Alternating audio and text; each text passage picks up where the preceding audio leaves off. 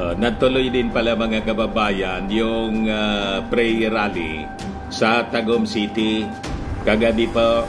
So pinadood din natin pero pinalitan pala nila yung titulo po. Hindi na siya prayer rally kundi ginawang Defend the Flag Peste Rally. Ay, peste. Sorry. Peace Rally pala po ng Malibog. Ay, Malibog. Maisog pala. Nagpapagang mga balita at pagtalakay sa mga isyu na lipunan. Bulsa, opinyon, banat at paglalantad sa katotohanan. Bulsa, what you see is what you get. You decide. Maisog. Ikaw niyo, Mr. Maravillas. Mali ka na naman. Sorry na po. Tao lang. Pero parang tama yung hakbang ng Malibog. Kasi po ito, mga malilibog ito, mga kababayan, yung hinakot nila ng mga participants, ang leader po, Malibog, may kasong sexual abuse. Rape, sexual abuse, mga kababayan, ang kaso. Yung patron nila na dating Pangulo, 2 asawa. Di ba? Yung anak na Vice Presidente, pawag na. Baga ma-accuse tayong marites, mga kababayan, ikuha na lang ninyo. I-post na lang ninyo ang yung hindi ko sinabi.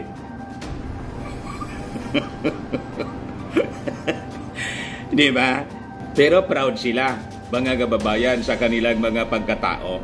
So, hakbang ng Malibog, hakbang ng maisog na mga duwag. Kasi nga po, nagpasindak sila sa pananakot ng China. Inadmit mismo po ni Mao Diggs. Tinakot siya ni Xi Jinping. Kaya nakipag handshake agreement. Yung sabi ng ating Pangulong Bongbong Marcos, magpaliwanag ka. Sabihin mo sa akin, ano itong pinasok mo na kompromiso? Di ba? So, sabi rito, Defend the Flag Peace Rally. Ngayon, questionable po, mga kababayan, kung kaninong bandila ba. Di ba? Flag ba ng Pilipinas o ng China? Kasi po, yung narrative po ng pananakot ng China na magkakagyera, yun ang lagi nila pong sinasabi. Tinakot naman yung ating mga mamamayang Pilipino na isusubo sa gira ng ating Pangulong BBM ang ating bansa. Tapos pag nagkagira daw, tatakbo pa Amerika. Kasi mayayaman yung mga Marcoses, mga kababayan. Tatakbo na lang, tatakas papuntang Amerika. Hindi mangyayari po yon, yung mga haka-haka ninyo. Kasi hindi mag-aatim yung China na girahin po tayo rito with Japan, America, and the Philippines, and the allied countries po. Solid po ngayon yung tatlong bansa, mga kababayan. Kaya siging panggatong ng China. Gustong guluhin po yung ating gobyerno. At desidido sila na patalsikin yung ating Pangulong Bongbong Marcos. May panawagan na po si Pantaleon Alvarez sa Armed Forces. Yan po, mga kababayan, kailangan siguro ipa-review na to sa DOJ. Kung disconstitute, inciting to sedition po, pinapa-withdraw na ng support. Please withdraw your support to the Chief Executive. Yun ang panawagan niya sa Armed Forces. Di ba, mga kababayan? Nanggugulo po. Ginugulo nila yung ating bansa. At malamang sa malamang, yung China yung nasa likod po. Kasi pinagpapaliwanag na ng ating Pangulong. Nagmamadali po sila. Kasi nabuking po yung yung secret agreement. Ang nagbuko po ng secret agreement po, si kasama nila nandun sa rally, si Harimau.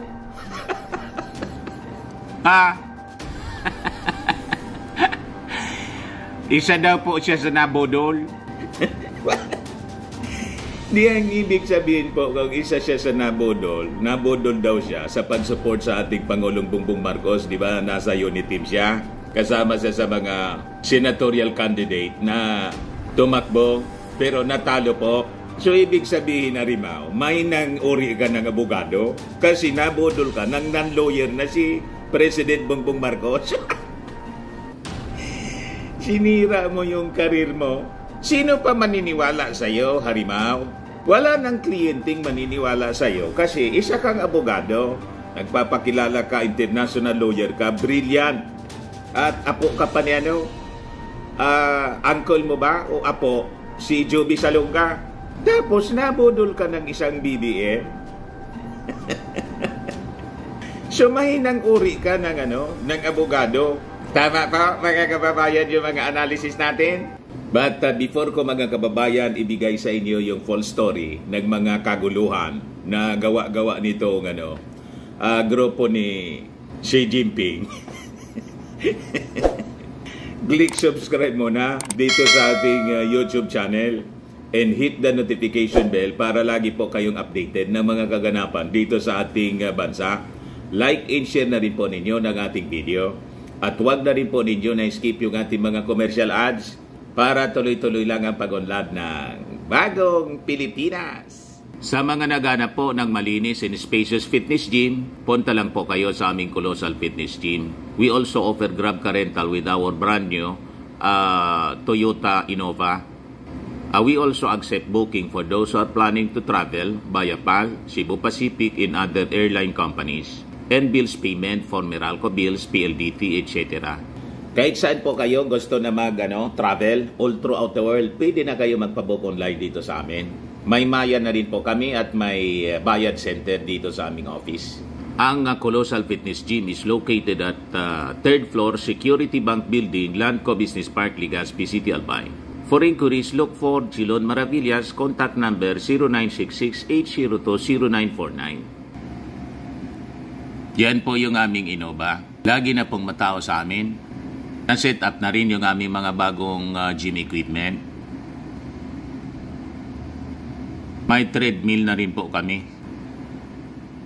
Ito naman po yung bago naming product na binibenta online. iGlow Serum, whitening po siya. Tingnan ninyo yung epekto sa aking anak na architect before and now. Yung mga inquiries po ninyo, dumiretso na lang kayo sa kanyang Facebook account, Riz Maravillas. Ito naman po, mga kababayan, Firmax Firming and Lifting Cream. Pinapay dito sa mga pulses in affected area. Mainam po ito sa mga pains at paninigas ng mga kaso-kasoan. Ito po, Automax Radiant Serum. Sa mukha naman yung application. Anti-aging po siya. You will look 10 years younger than your age. Sa mga cancer patients naman po, baka lang gusto ninyo itong itry. Nengxia Red Mix Fruit Drink. Hindi man po siya gamot, food supplement siya. Kaya lang, gawa siya mga kababayan sa goji berry. Yung goji berry, may anti-cancer properties. O ngayon, mga kababayan, yung mga inquiries ninyo, dumiretso na lang kayo sa aming messenger sa Facebook para masagot namin agad. Ayos pa. Ayos na ayos adya, Mr. Maravillas. So balikan natin mga kababayan yung ating mga maiinit na kwento.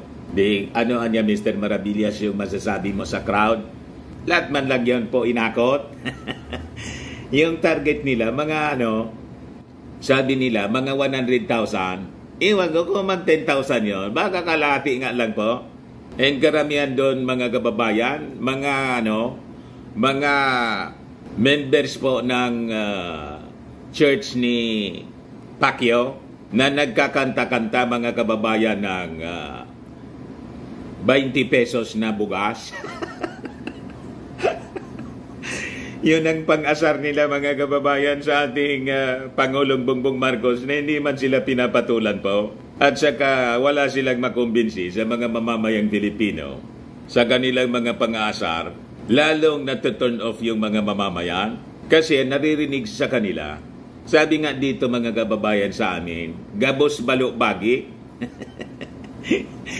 Paninira, sige ganap nila ng 20 pesos na bugas na prinamis daw. Sabi nga natin, wala man prinamis po yung ating Pangulong Bongbong Marcos, kundi nag-aspire siya para sa mga mamamayang Pilipino to reduce the price to at least 20 pesos para maging abot kaya ng mga mamamayan. Pag naayos na niya yung lahat, hindi man niyang sinabi na ura-urada kasi that is impossible.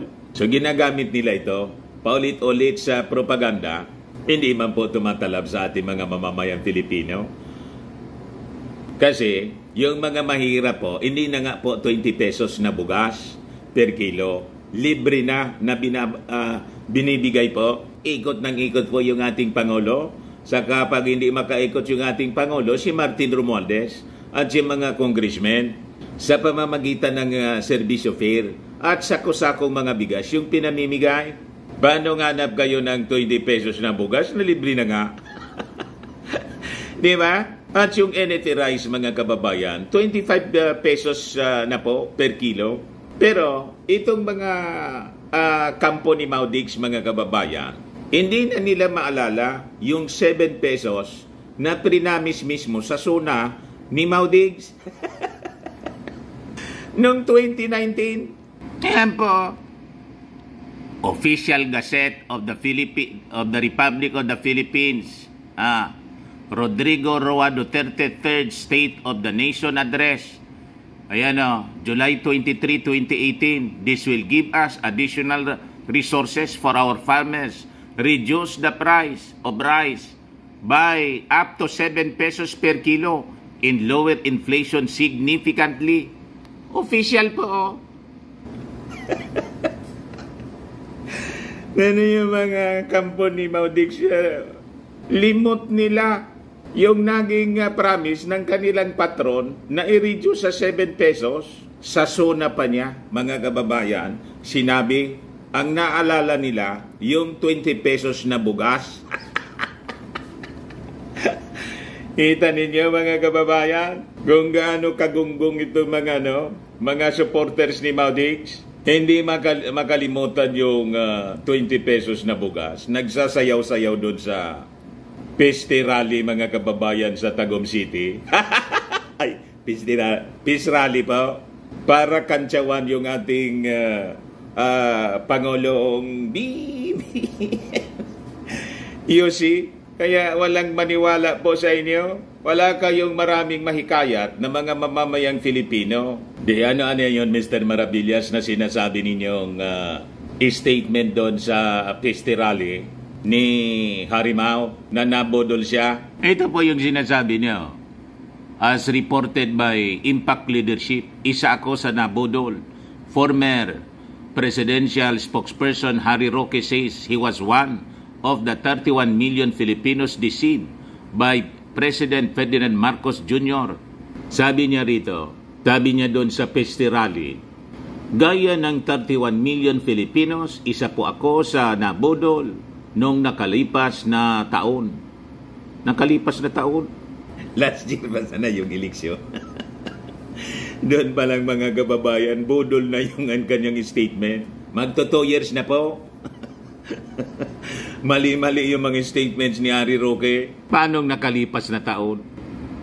Tao lang naman po ako, gaya ninyo, kaya nabodol. Paano mabodol ang isang international law expert? Di ba? Pinangangalandakan ninyo na matalino kayo, isang magaling na abogado. Pagkatapos nabodol ka ng isang non-lawyer at sabi ni Maudigs po, hindi nga daw nakatapos, second year college lang. So partida pa pala, malayo kayo sa talino ng ating Pangulong Bongbong Marcos. Kahit hindi tayo naniniwala sa mga sinasabi ninyo na second year college lang ang inabot ng ating Pangulong Bongbong Marcos, because that is fake news. So napakagaling ng ating Pangulong Bongbong Marcos. Pag ganon, mga kababayan, wala kayong binatbat sa talino. Kasi kayo international expert, magaling na abogado, sabi ninyo, pero nabodol kayo, mahina kayong nilalang. Sino ba, sabi ko nga kanina, sino pa na kliyente ang maniniwala sa inyo? Kasi ibig sabihin, hindi ninyo pinag-aaralan yung inyong mga desisyon. So, anong garantiya na itong mga actions ninyong ginagawa na gusto na ninyong iluklok si Inday Sara kasi yung panawagan na mag-resign para maka-take over na kayo? Anong garantiyang tama? Na mali nga kayo eh. Noong sabi ninyo yan, nabodol kayo, mali yung desisyon ninyo. Anong garantiyang tama ang desisyon ninyo ngayon? Tama po, Arimaw? Akala ko ang pagiging presidente madadala sa pagkabuting tao, pagkabait ng isang tao. Binibigay ko po kay BBM na talaga namang napakabait niyang tao. Pero hindi pala sapat ang kabaitan. Dapat mayroong kakayahan at dapat walang bisyo. Patama niya mga kababayan, yung ating Pangulong Bongbong Marcos, tulad ng pinangangalandakan ng kanyang patron na si Maudigs, na nagagamit po ng droga at nasa lista po ng PDEA. Mismo pong mismong si Bato nagsabing wala sa lista. Chief po ba PNP? So malinaw pong propaganda. Paninira lang po. Yan po mga kababayan, Senator De La Rosa kinumpirmang hindi kasali si PBBM sa narcolist. Sila mga kababayan hindi magkasundo sa kanilang propaganda at paninira kontra. Talagang hindi po, it will not stand in court. Kaya ang ginagawa nila sa mga meeting na ganito, mga peste rally lang, para gatungan po ang revolusyon, they're inciting to sedition para po makaupo si Inday at hindi na makalkal yung secret agreement with China at saka makalibre po yung kanilang spiritual advisor na si Pacquiao sa pananagutan po sa husgado at si Maudigs po makalibre sa ICC. Kasi hanggang nakaupo yung ating Pangulong Bongbong Marcos, may sword of Damocles hanging before his head, mga kababayan. Yun ang ikinatatakot nila. Kaya minamadali nila yung paggatong ng revolusyon and sa people power para maiupo po si Inday. And that is the agenda, mga kababayan, ng China. Si Bato mismo ang nagsabi, pakinggan ninyo po yung balita dito. Ito po, report ng DWIC, mga kababayan. Matagal na to, January yata to, mga kababayan. 2 months ago. Ito, matapos po na sabihin ni Maudigs, doon sa yung December, prayer rally nila sa Davao, na nasa narcolis daw, PDEA, si President Bongbong Marcos. I-play ko po mga kababayan yung report ng DWIC. Senator De La Rosa kinumpirmang hindi kasali si PBBM sa narco list. Mismo si Senator Ronald Bato de la Rosa ang kumontra sa paratang ni dating Pangulong Rodrigo Duterte na narco list si Pangulong Ferdinand Bongbong Marcos Jr. Ano nga ba ang naging pahayag ni Senator De La Rosa tungkol sa alegasyon laban kay Pangulong Marcos? Alamin natin. January 28, 2024 sa ginanap na hakbang ng Maisug Leaders Forum sa Magallanes, Davao City, matatanda ang nanawagan si Mayor Sebastian Baste Duterte kay Pangulong Marcos na kung wala itong pagmamahal at aspiration para sa bansa, mag-resign na ito. Sa ngayong event, sinabi naman ni dating Pangulong Duterte na nakita niya umano ang pangalan ni Pangulong Marcos sa drug watch list ng Philippine Drug Enforcement Agency o PDEA. Pinasinungalingan ito ni Senator De La Rosa na nagsasabing wala sa anumang narco list ang pangalan ni Pangulong Marcos noong panahon niya bilang PNP chief. Diba? Nang kung inimbestigahan o pinaghinalaan si Pangulong Marcos sa paggamit ng ilegal na droga, binigyan diin ng senador na walang nangyayaring investigasyon. Sa ayon ng pahayag ni Senator De La Rosa sa ulat na inilabas ng PIDEA na hindi kailanman napabilang si Pangulong Marcos sa kahit anong illegal drug database ng ahensya. You see? Wala ko nagkita. Mga chismis lang. May mga chismis Si Bato? Pero sa akin, yung sabi mo na listahan. Wala niya ako nakita. Wala ko nakita. Samantala, inihayag naman ni Senator Amy Marcos na humingi na ng paumanhin si Mayor Baste sa kanyang naging panawagan na magbitiw ang Pangulo. Anya, naging emosyonal lamang ang Davao City Mayor dahil natatakot itong So mismong yung Chief PNP ang nagsabi, wala sa lista ang ating Pangulong Bongbong Marcos. Ang bumasag mismo sa mga kasinungalingan nila ni Mau Diggs, yung kanyang Chief PNP. Kaya wala pong mapaniwala sa ating mga mamamayang Pilipino other than itong kakarampot mga kababayan na grupo nila. Yung mga DDS, nasabi ko nga mga kababayan, sa 32 million na boto ni Inday Sara during the election, ang 31 million plus diyan mga Marcos loyalists, kaya nanalo po siya, nanalo po si Inday ng mas mataas kaysa sa ating Pangulong Bongbong. Kasi yung mga bumoto sa ating Pangulo, bumoto kay Inday. Yung mga bumoto kay Inday, hindi po bumoto. Yung excess po ni Inday, yun ang hindi bumoto sa ating Pangulong Bongbong Marcos. Yun kasi yung mga DDS. So more or less 1 million lang po. Hindi nga po mag 1 million yung lamang ni Inday sa ating Pangulo. Kaya hindi po sila hirap na hirap sila na makaipon ng maraming tao. Yung target nilang 100,000, Davao del Norte na yun po, Tagum City. Hindi nga po yun umabot yata ng 10,000. What? Yung peste rally nila. Tama po mga kababayan. Kaya wag kami Harry Roque. Pero anya Mr. Maravillas, di ba nagsalita doon si Glenn Chong? Nagsalita din po. At yung issue niya, yung pandadaya daw. Hindi daw lehitimo na Pangulo yung ating Pangulong Bongbong Marcos. Ginamitan daw ng smart magic. O yan po yung issue niya. Hindi si Marcos ang legitimately elected. Former Biliran Congressman Attorney Glenn Chong says President Ferdinand Marcos Jr. was not legitimately elected, alleging an improper and illegal meeting between First Lady Lisa Marcos in the honor of Smartmatic. Ang tinuod na leader, pinakamataas na leader na tinuod ga gipili properly, legitimately, correctly, si Sara Duterte, dili si Marcos Jr. Dili gyud si Marcos Jr. Mubarog ko, pinaninindigan ko ang sinasabi ko.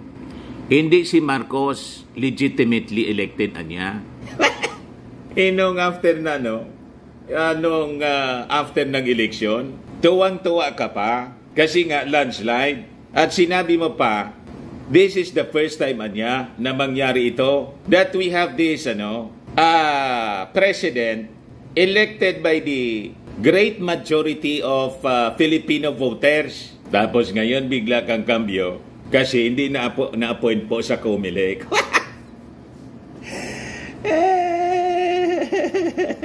Yun ang sabi po ni Larry Gadon, mga kababayan, nag-ambisyon na ma-appoint po, kaya siya tumulong. Nang hindi ma-appoint, disgruntled po.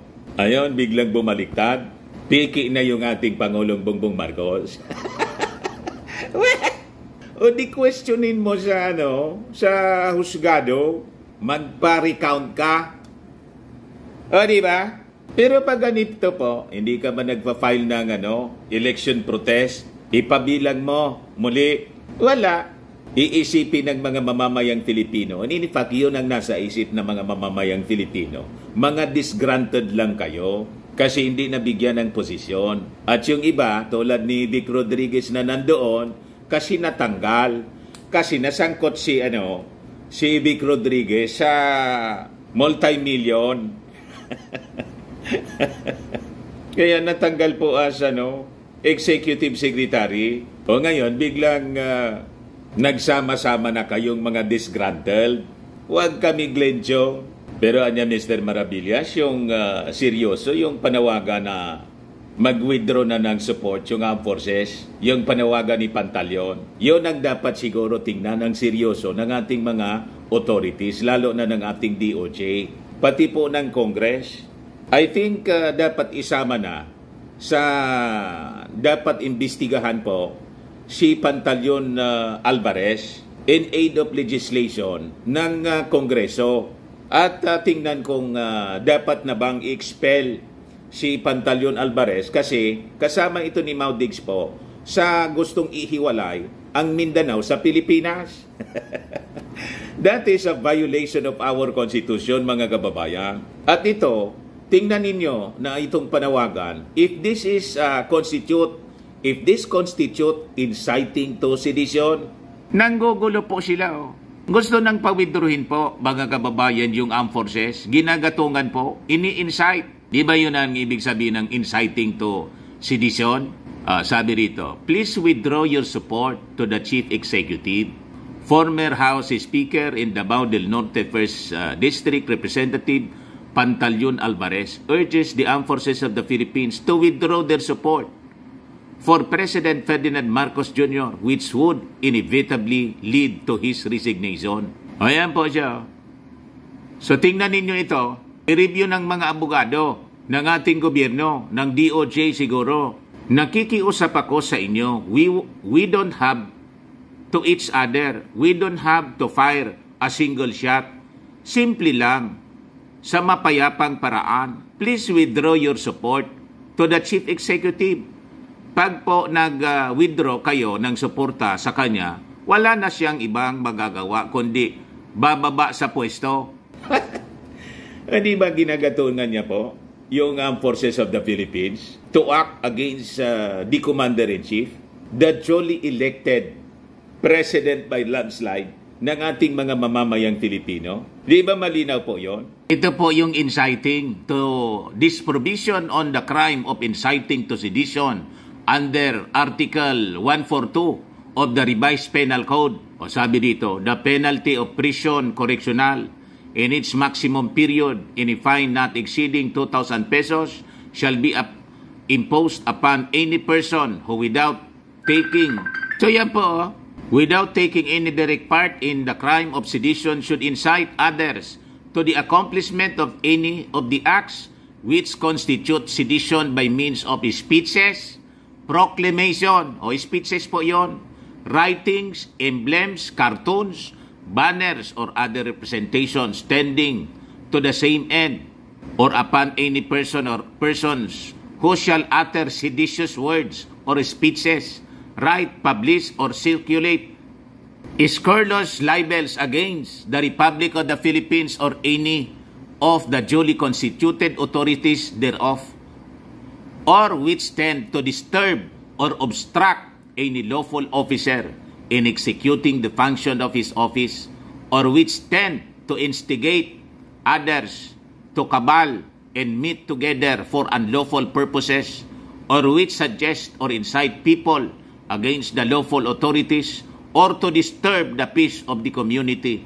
the safety and order of the government, or who shall knowingly conceal such evil practices.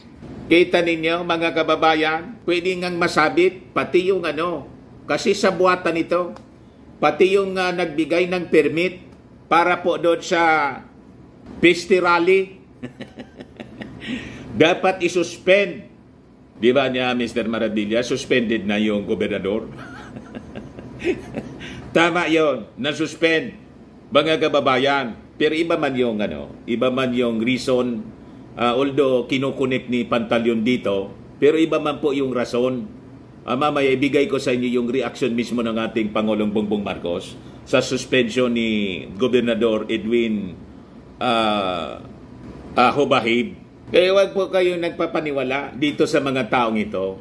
Nanggugulo po sila at namimihasa. Kung hindi aaksyon yung ating mga authorities, namimihasa sila. Kasi ito pong grupong ito ni Maudigs, ito na ngayon yung bagong dilawan. Yung dating dilaw, naging green na po. Green yung pag-iisip. Kasi mga bastos. Mga malaswa, hakbang ng malibog. Hindi man po maisog. Kasi kung maisog sila, dapat sana ang kanilang mga actions tulad ng aksyon ng ating Pangulong Bongbong Marcos naninindigan para po sa ating bansa against aggression ng China.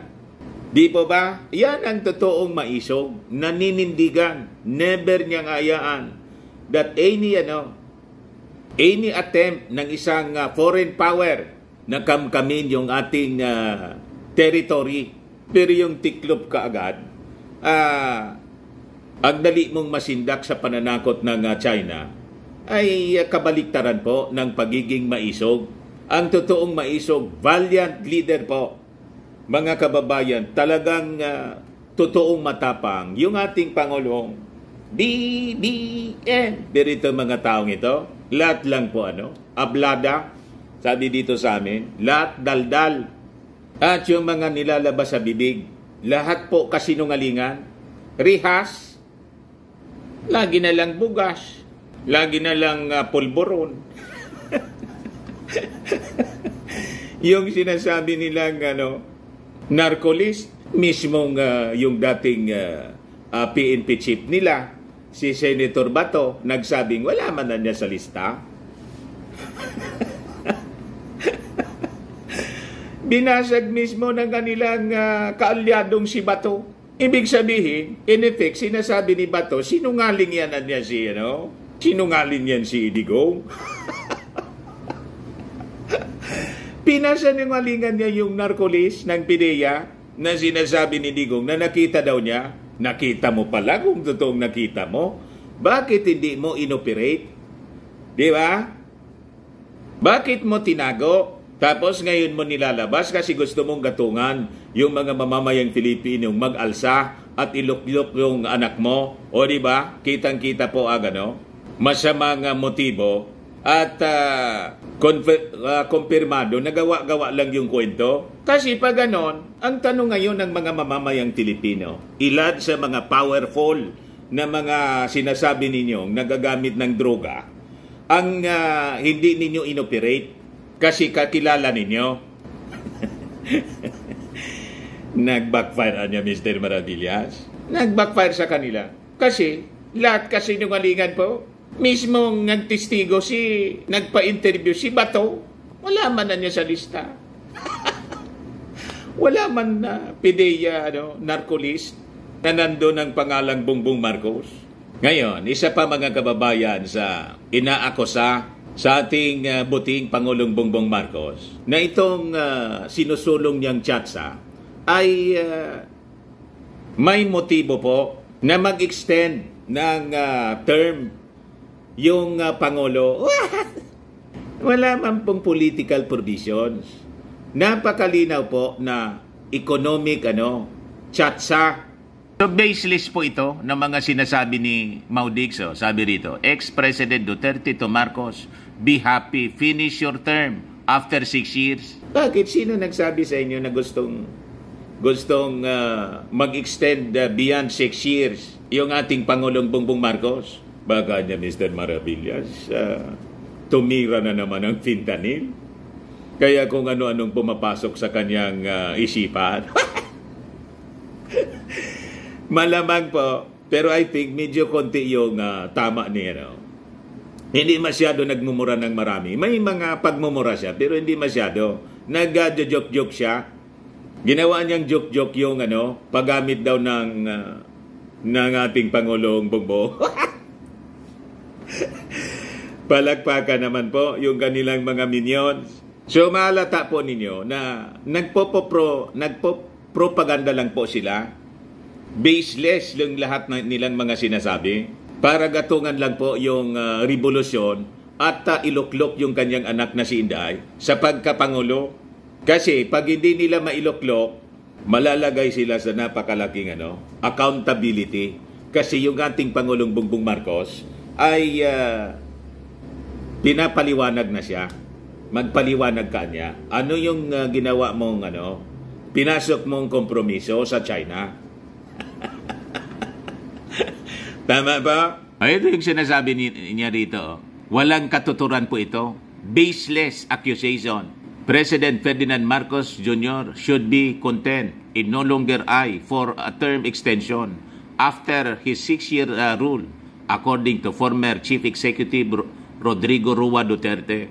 During a Sunday evening rally in Tagum City, Davao del Norte, Duterte again aired his opposition against the government's ongoing push for charter change. Napakalinaw po na wala man sa agenda yung political amendments. Economic amendment man lang po. Pero paulit-ulit nilang ini-insist na may intensyon na political. Wala pong katotohanan ng ganong linya ng mga kwento nila. Tinahi-tahi lang po nilang kwento. It is just a product, a figment of their imagination. Bunga ng kanilang imahinasyon, mga kababayan. Duterte likewise told Marcos to appreciate the chance given to him by the Filipino people even after what happened during the term of his father, former President Ferdinand Marcos Sr. O, kita ninyo, yung speech, mga kababayan, ni Mau Diggs contradicts the accusation of Glenn Chong. Si Glenn Chong, illegitimate president daw yung ating Pangulong Bongbong. Pero sa speech ni Mau Diggs, nire-recognize niya na nanalo ang ating Pangulong Bongbong. Binigyan ng chance ng mga mamamayang Filipino. Di ba malinaw yon? Mr. President, be happy and finish your term for 6 years, Duterte said during a rally held in Davao del Norte on Sunday evening. Be content that God gave you a chance to serve the country as president despite or in spite of bad history during your father's term. Still, Filipinos gave you understanding. Diba? Kontra-kontra, mga kababayan, yung mga speeches nila. Paano hindi magkontra-kontra? Tahi-tahi lang kasi yung kanilang mga kwento. What? Gumawa-gawa lang po sila, mga kababayan, ng kwento para gatungan yung mga mamamayang Pilipino na mag-alsa laban sa ating Pangulo. Wala kayong makukumbinsi. Makukumbinsi ninyo yung mga dati lang, tulad ng mga minions ni mga members ng church ni Pacquiao. Kasi si Pacquiao po, yung mga members niya, brainwash na yon. Naniwala nga na si Pacquiao po, appointed son of God, hindi man po makapakita ng appointment. Di ba? May-ari daw siya ng sanlibutan. Asa ng titulo mo? I-present mo. Saan galing opisina? Di ba? Magpakita ka ng titulo ng iyong pag-aari ang sanlibutan. Anong registry of deeds? Hindi man nagtatanong yung kanyang mga members.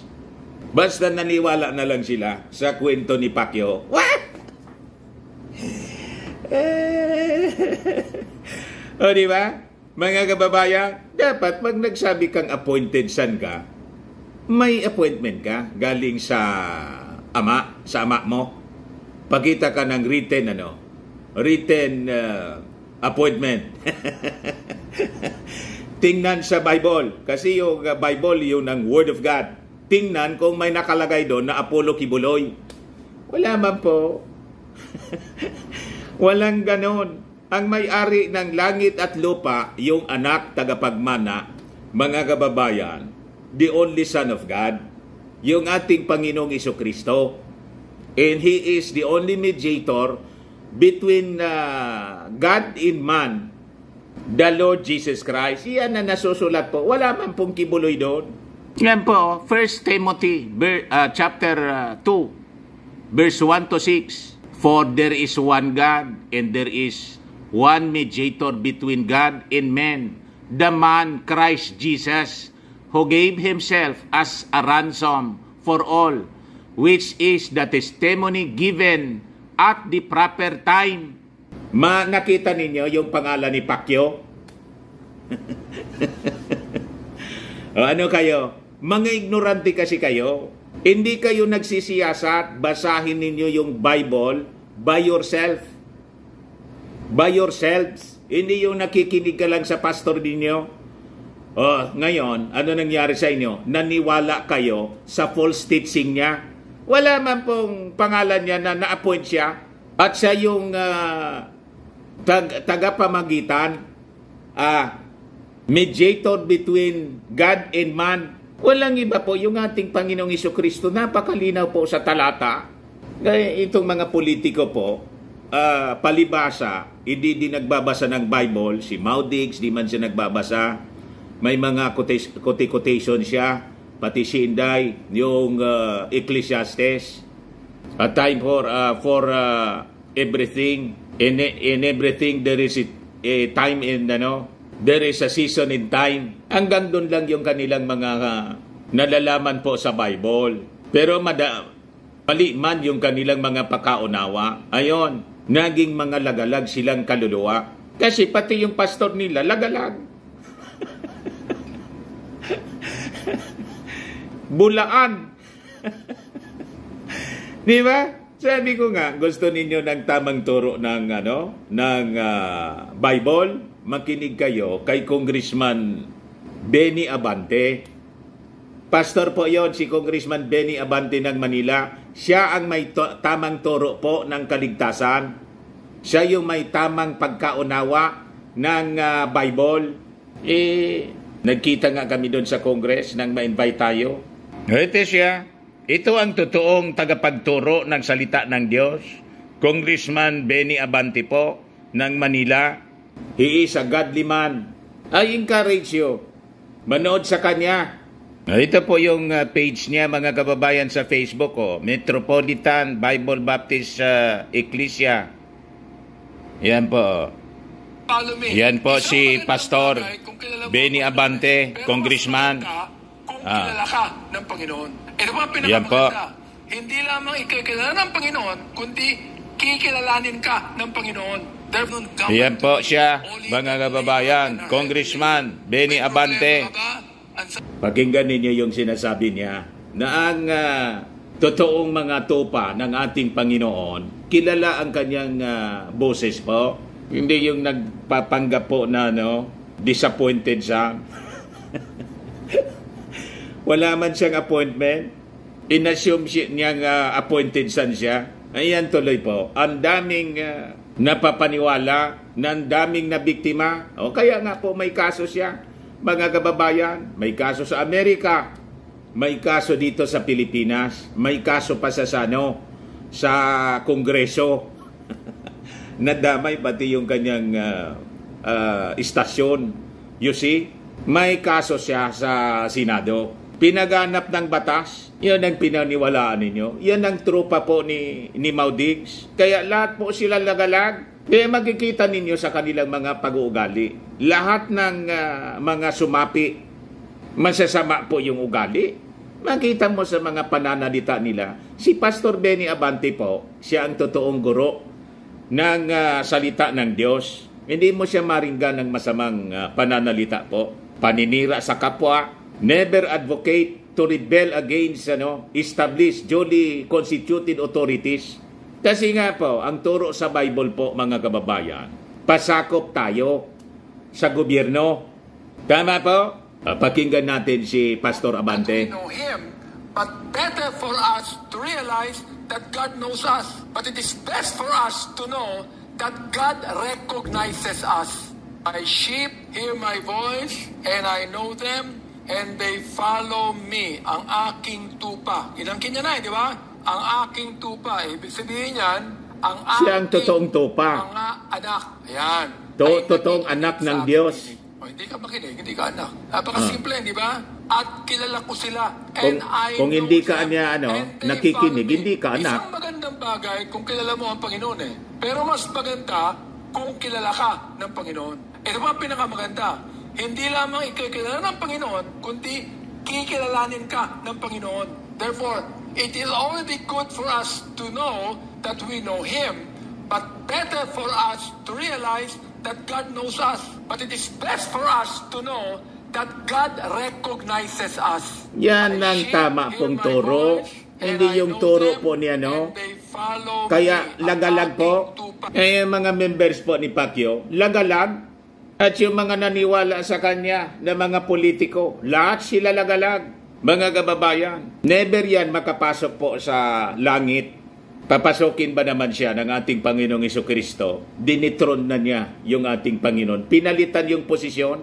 Siya na ang pumalit sa ating Panginoon. Siya na yung may-ari ng universe, ng sanlibutan, at ng gagatong mga kababayan ng rebellion. Yun ang mga naniniwala sa kanya. Gustong papag-alsahin yung ating mga mamamayang Pilipino na nanawagan sa military to withdraw support to the President. Napakalinaw po ang sabi sa Bible. Yan po, Romans 13 verse 1. Let every soul be subject to the governing authorities, for there is no authority except from God, and the authorities that exist are appointed by God. So, ang appointed po ng ating Panginoong Diyos? Yung nakaupo na governing authorities. Yan yung ating Pangulong Bongbong Marcos at ang kanyang administrasyon. And sabi rito po, consequently, whoever rebels against the authority is rebelling against what God has instituted, and those who do so will bring judgment on themselves. So pag nagkakaso po kayo ng sedisyon at nakulong kayo, yun ang judgment sa inyo ng ating Panginoong Diyos. Bakit? You rebel against duly constituted authorities. Kasi you go against what God has instituted. Napakalinaw po. Ang kinukontra po ninyo mismo yung Diyos, rebelling against what God has instituted. And those who do so will bring judgment on themselves. Kaya po, pag kinasuhan kayo ng ating gobyerno at nakulong kayo, huwag ninyong sisisihin yung ating Pangulong Bongbong Marcos, yung ating mga authorities na sinisikil ang inyong karapatan. Kasi po, ang may gawa niyan kung kayo'y makulong dahil sa inyong kasalanan, yung judgment sa inyo na ipinatong dahil sa inyong mga gawain. Tama pa? Kayo yung may gawa. Kaya kayo nakalaboso pag nangyari ang ganon. Kaya I appeal to the duly constituted authorities, to our DOJ. I-review po ninyo itong ginagawa ng grupo ni Mau Diggs. Lalo na itong si Pantaleon. Pares po si Mau Diggs nananawagan po sa Armed Forces, pati sa PNP. Ngayon po, malinaw, pinapaalsa niya yung military. Mr. President, hindi mo na sinusunod yung demokrasya, and you are veering towards a more authoritarian government. Mahirap yan. I'm just warning you. Ako, isa talaga sa hindi papayag. Kung magtatanong ka, what I intend to do, I will raise hell one day. And I would ask the military and the police to join me, not to force you out of the office. We will just air our sentiment for you, not to forget that the Philippines is a democratic state. Yan ang sabi niya yung April 11. Di ba malinaw yon, mga kababayan? Inciting to sedition, mga kababayan. So ito yung resulta po ng maling turo ni Pacquiao. Unbiblical po, mga kababayan.